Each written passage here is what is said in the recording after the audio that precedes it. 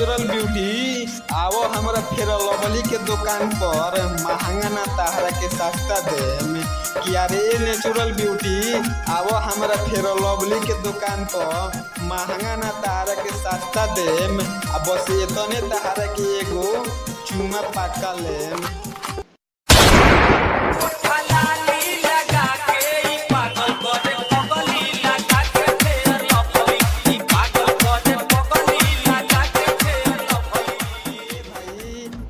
शादी के 3 कैंसिल भइल साटा पिटोइलो का हमरा बस के।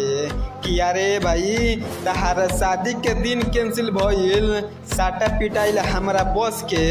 आ जाए ललिता हमरा मुंड पर कभी नहीं कुछ चढ़त खाली काम बिगाड़ तारू तू हंस के। शादी के कार्ड छपा गइल बा